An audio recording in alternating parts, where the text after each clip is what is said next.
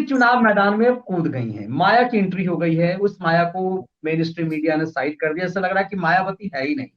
मायावती के वोट के बारे में कहा था, उत्तर प्रदेश में यदि किसी एक व्यक्ति का वोट है, फिक्स्ड वोट है, तो वो मायावती है।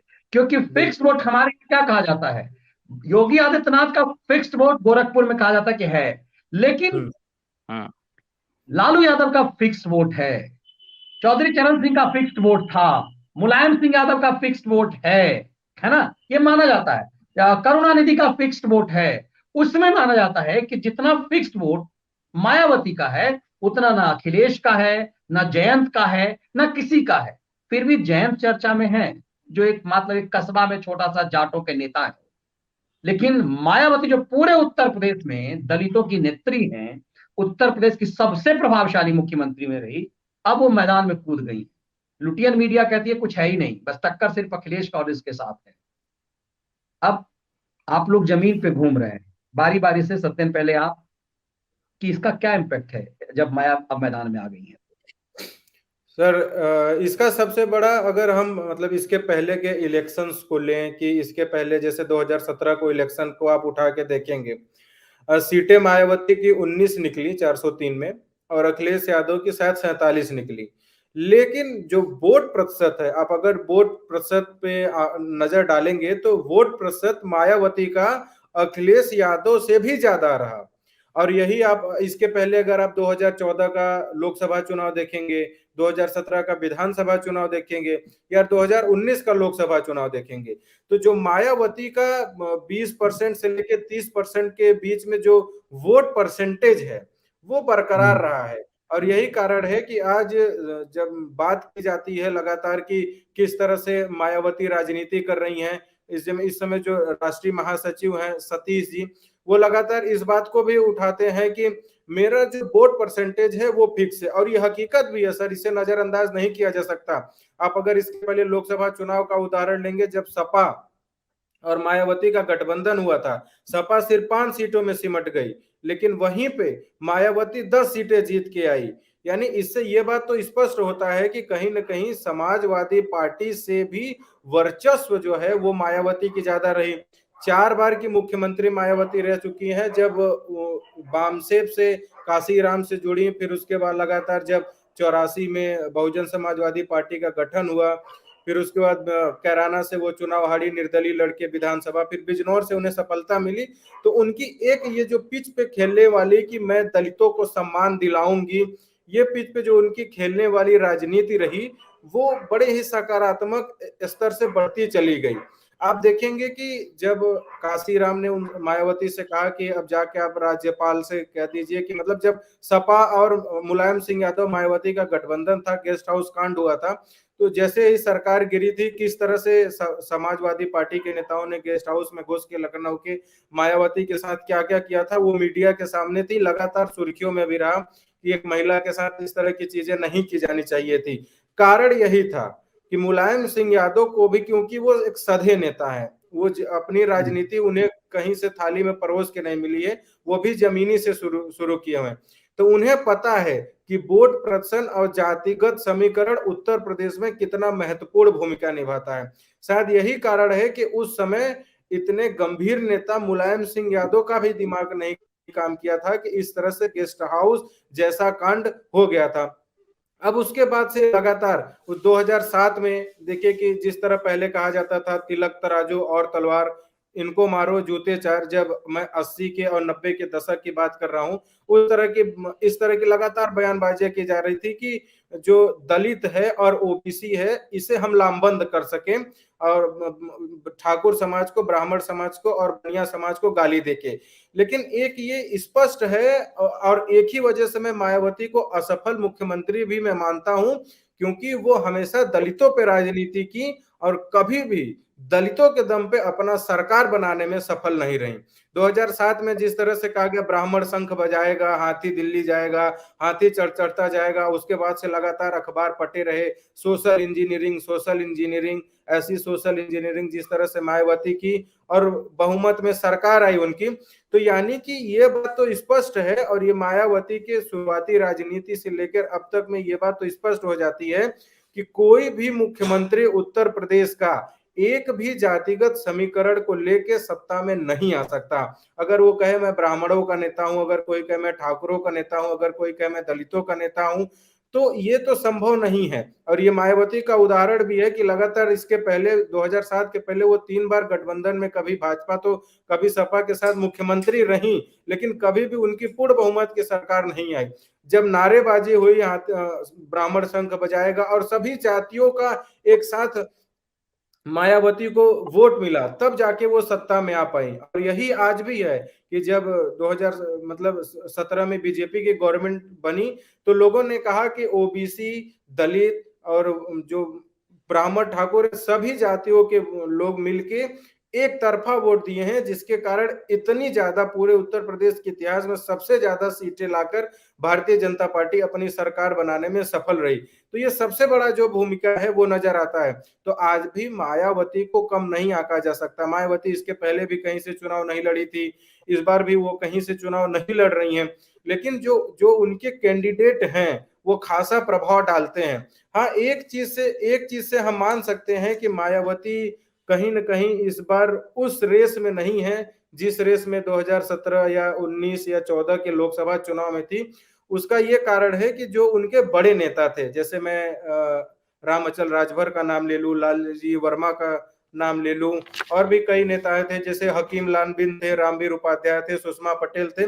ऐसे कई नेता थे जो लगातार बहुजन समाजवादी पार्टी से जुड़े थे।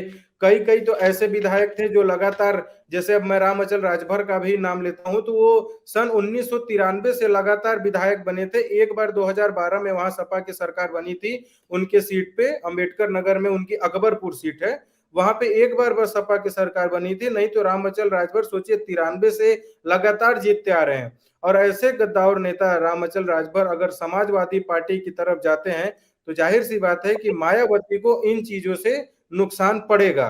तो अब जैसे उनके 19 विधायक थे 2017 में कुल जीते हुए, वर्तमान स्थिति की बात करें तो उनके मात्र 7 ऐसे विधायक हैं जो बचे हैं। कुछ को निष्कासित कर दिया है बहन जी ने, तो कुछ खुद पार्टी छोड़ दिए हैं। तो वर्तमान समय में जो मतलब उनके कैंडिडेट थे, जो प्रभावशाली कैंडिडेट थे, अगर गोरखपुर की बात करें तो जैसे चिल्लू पार जो सीट थी, जहां पे तिवारी हाथा, वहां पे तिवारियों का जो अपना वर्चस्व, आज विजय शंकर तिवारी जो हरिशंकर तिवारी के लड़ते थे, हरिशंकर तिवारी लगातार 85 से विधायक रहे, फिर उसके बाद वहां बीएसपी से राकेश त्रिपाठी जीते, और उसके बाद अब उनके लड़के विजय शंकर तिवारी जीते थे बीएसपी से ही, और इस बार वो समाजवादी पार्टी में शामिल हो गए हैं। तो यानी कि एक मायावती का जो पूरा जनाधार था वो कहीं ना कहीं पुराने नेताओं का अब समाजवादी पार्टी के साथ शिफ्ट होता नजर आ रहा है। लेकिन एक बार जो ये कई आकलन लगा रहे हैं पत्रकार कि मायावती कहीं ना कहीं बीजेपी के साथ, यानी ऐसे कैंडिडेट उतार रही हैं जो कहीं ना कहीं बीजेपी को मदद करेंगे, तो ये एक महत्वपूर्ण भूमिका है और ये कहीं ना कहीं सच भी दिख रहा है। मैं एक आपको आंकड़ा बताना चाहता हूं पश्चिम यूपी का। मैं जब आकलन कर रहा था तो पश्चिम यूपी में कुल 23 ऐसी विधानसभा की सीटें हैं, 23, जिसमें 2017 में अगर आप आरएलडी और समाजवादी पार्टी के वोटों को जोड़ देंगे तो वहां पे भाजपा के कैंडिडेट जो है वो हार जाते।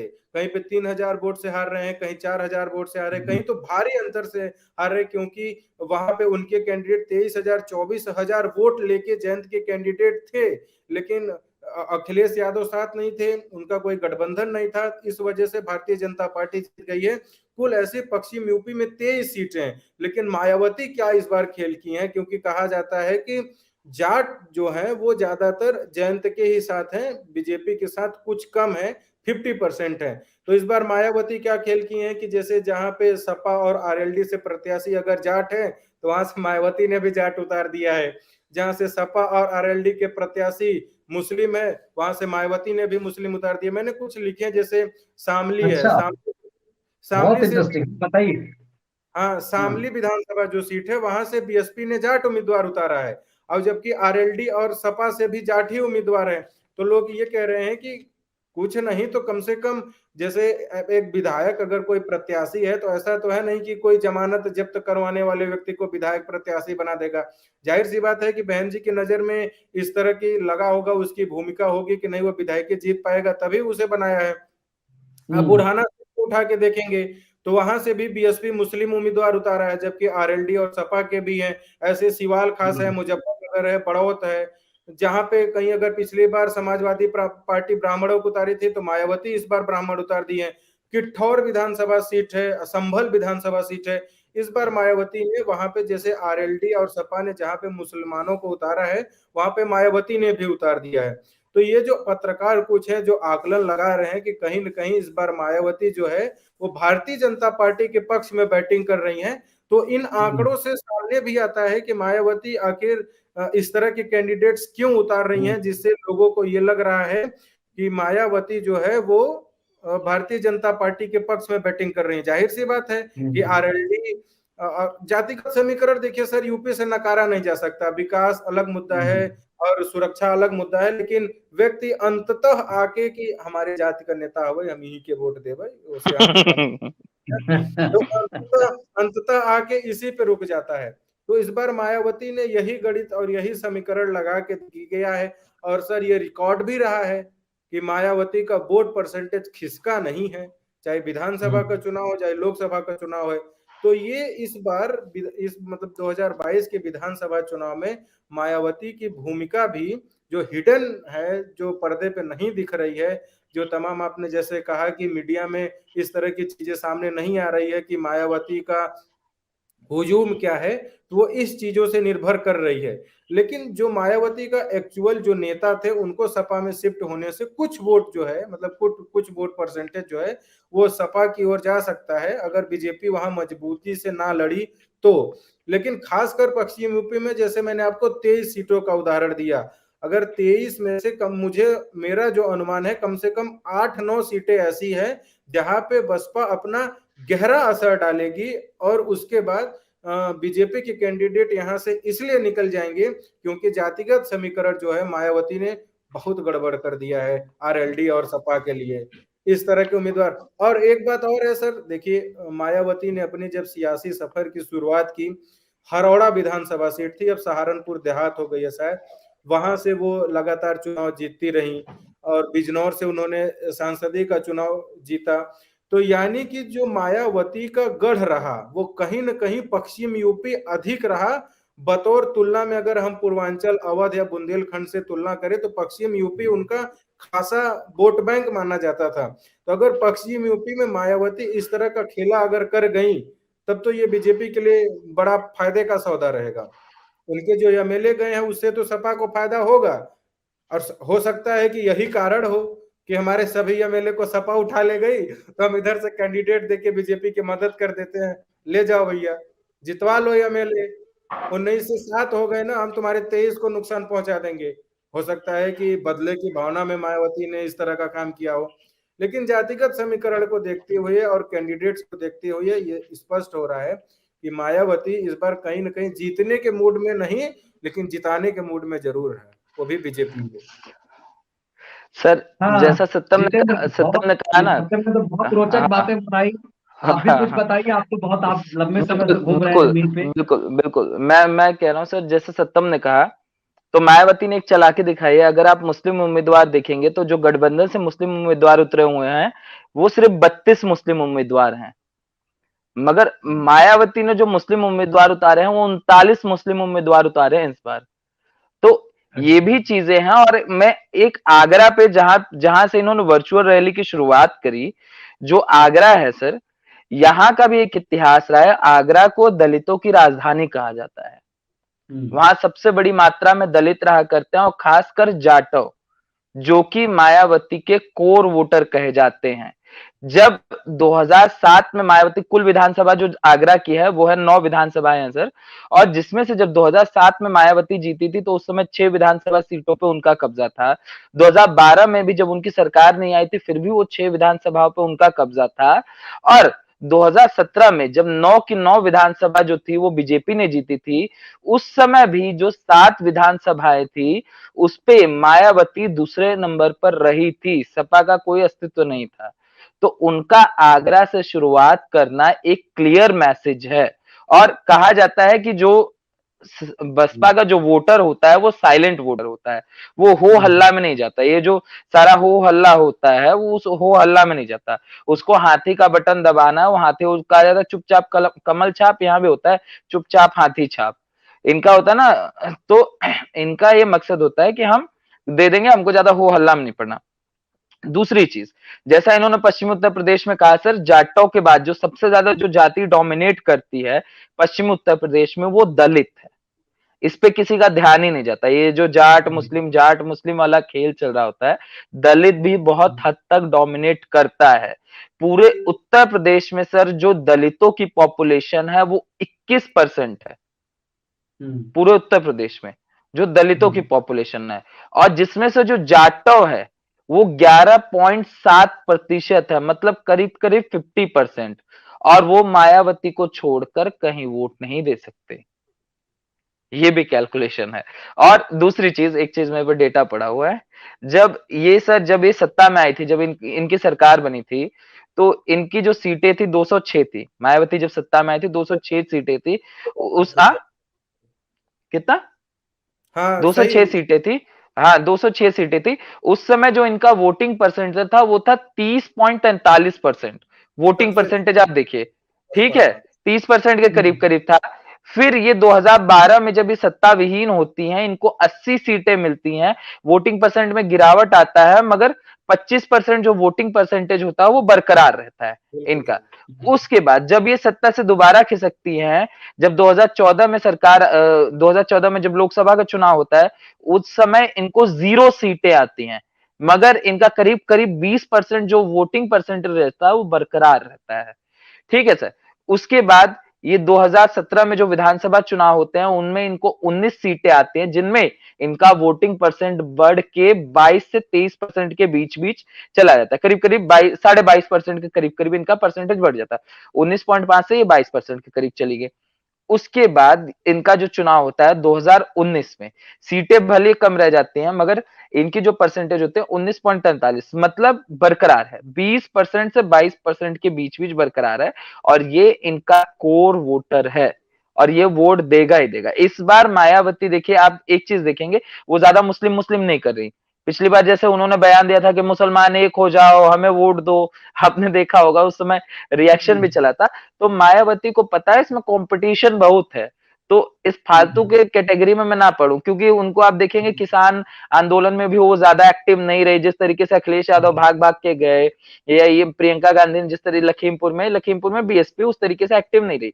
तो जो ये हैं, ये सधी हुई नेता है, जैसा सत्तम ने कहा, वो उल्लू पुल्ले नेता नहीं है। उनको पता है मुस्लिम वोट में बहुत ज्यादा कंपटीशन है, हम अपना उम्मीदवार उतार देता, उम्मीदवार झेलेगा, क्योंकि बसपा का उम्मीदवार अपने दम पर चुनाव लड़ता है, उसको चुनाव चिन्ह से कोई लेना देना नहीं होता। ये जितने भी मुस्लिम उम्मीदवार होते हैं ना सर, अपने दम पर चुनाव लड़ते हैं, इनका जो धरातल पर अस्तित्व होता है उस पर चुनाव लड़ते हैं, इनका कोई लेना देना नहीं होता, सिंबल से अपने दम पे लड़ेंगे। तो मायावती ने सोच लिया है कि मुस्लिम वोट में बहुत ज्यादा कंपटीशन है, इसमें ना पढ़ के हम थोड़ा ब्राह्मण को अपनी तरफ ले आते हैं, आ गए तो आ गए, वरना अपना वाला तो बरकरार है ही है। तो यादव तो इनको वोट देता नहीं है, मायावती, अखिलेश और मायावती में समानता है। ये जो इनका गठबंधन हुआ था ना, इसी वजह से खराब हुआ था, क्योंकि यादव और दलित एक दूसरे को फूटी आंख नहीं समाते, ये उनको मारे, ये उत्तर प्रदेश में परिस्थिति है, तो ये गठबंधन ही बेमेल था जो उस समय हुआ था। तो गेस्ट दिक्कत हाउस ये है। कांड। हाँ हाँ। गेस्ट हाउस और कांड हुआ था गेस्ट मायावती हाउस कांड भी रहा है सर। ऐसी ऐसी चीजें हैं, जब सपा सत्ता में आती है तो दलितों के मोहल्ले फूक दिए जाते हैं, हाँ बिल्कुल। ये भी अभी हाँ, दलितों के मोहल्ले फूक दिए जाते हैं। तो दलित और यादवों में वैसे भी नहीं बनती, ये ब्राह्मण ठाकुर तो फालतू में बदनाम है। मेन जो ये जातिगत संघर्ष जो होता है ना, ये इन दोनों के बीच उत्तर प्रदेश में सबसे ज्यादा आपको देखने को मिलेगा, और ये एक दूसरे को फूटी आंख नहीं समाते। तो ये परिस्थिति है, मायावती सब समझती है। मायावती का आगरा से जाना, आगरा दलितों की राजधानी है, उन्होंने अपना क्लियर कट मैसेज दे दिया है। और एक ये आखिरी लड़ाई भी है, कई लोगों का कहना है कि मायावती हो सकता है अगर इस चुनाव में परफॉर्मेंस ना हो तो हो सकता है राजनीतिक संन्यास ले लें, क्योंकि थोड़ा तो ढील ही रही है मायावती, इस चीज से भी इनकार नहीं किया जा सकता सर। अगर उस अग्रेसिव के साथ आती, अगर समाज में दिखती तो ये होता कि हाँ हाँ लड़ाई में है, लड़ाई में। यहाँ ये है कि जैसे कहा जाता है ना कि युद्ध होता है तो बड़ा पहलवान होता है, छोटा पहलवान होता है, तो उसको जो सारे पहलवान हारे हुए होते कहते नहीं नहीं नहीं नहीं, इस बार तुम्हारा पहलवान पटक ही देगा, पटक ही देगा। वही परिस्थिति यहाँ बनी हुई है। अखिलेश यादव कुछ ज्यादा ही बड़े विशाल लग रहे हैं, मगर धरातल पर वैसा कुछ है नहीं।